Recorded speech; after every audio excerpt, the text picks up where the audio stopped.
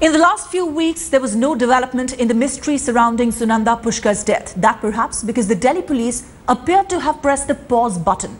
But the explosive allegations by the head of the All India Institutes of Medical Sciences Forensics Department has once again raised questions about the contradictions in the autopsy and forensic reports.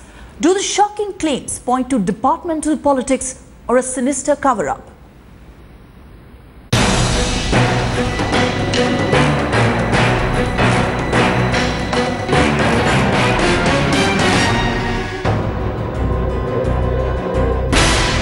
Six months since she was found dead in a five-star hotel suite in Delhi comes perhaps the most important revelation. Dr. Sudhir Gupta enunciating what many till date thought were mere political conspiracy theories. It is a legal matter, serious issues. I cannot share with the media. And no comment, sorry. But Dr. Gupta could soon find himself participating in Delhi police's investigations into Ms. Pushkar's death.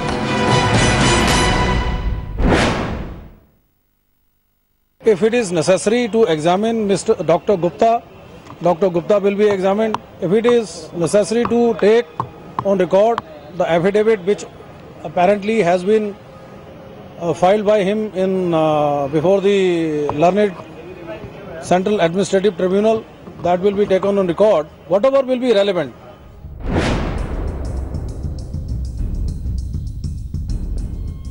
Spurned by the allegation, the Delhi police has suddenly sprung into action and is now looking towards the FSL to conduct advanced tests to shed some clarity on just what caused Sunanda's death.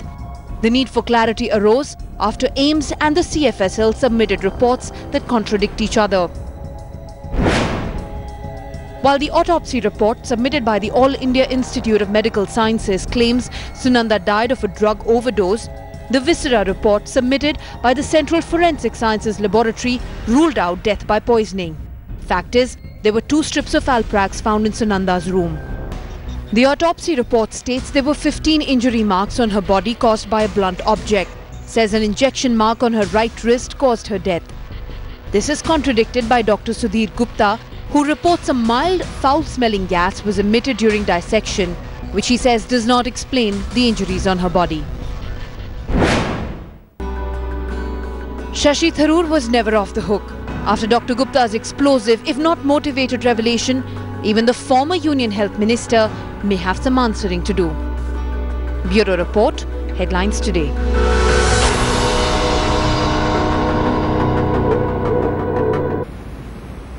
Well, it's been a political storm right from the start, to say the least. But with Dr. Sudhir Gupta's startling revelations that AIIMS would like to brush under the carpet, it's now a political storm that has threatened to put many in the dock.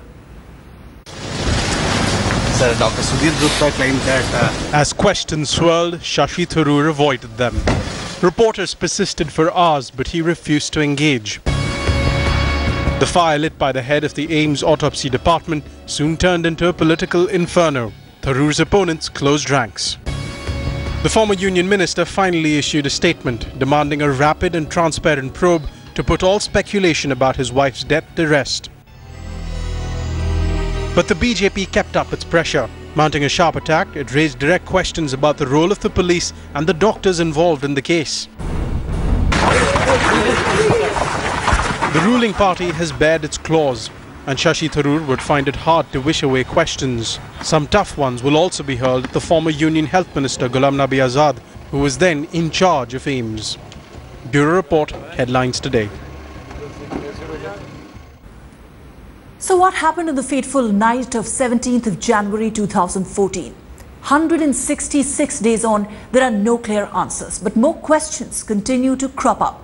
We take you through the mysterious death in suite number 345.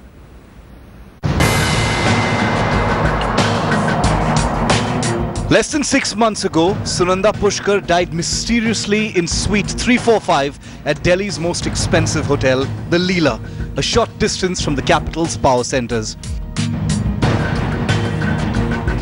36 hours earlier, Sunanda and Shashi Tharoor, then a minister, checked into the hotel.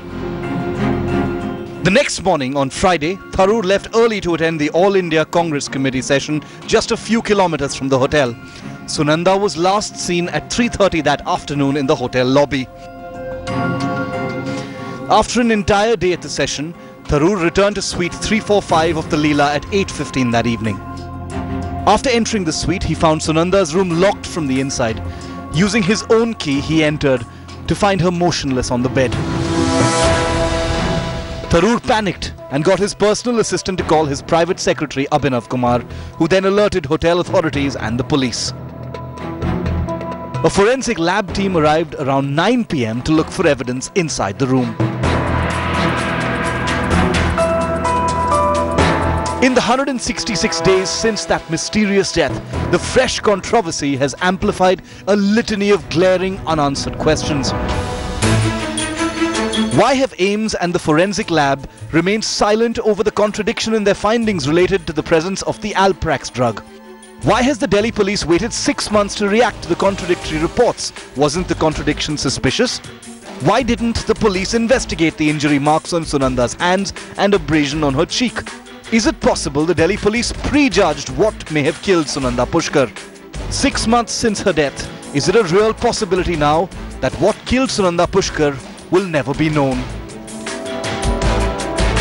Bureau Report, Headlines Today.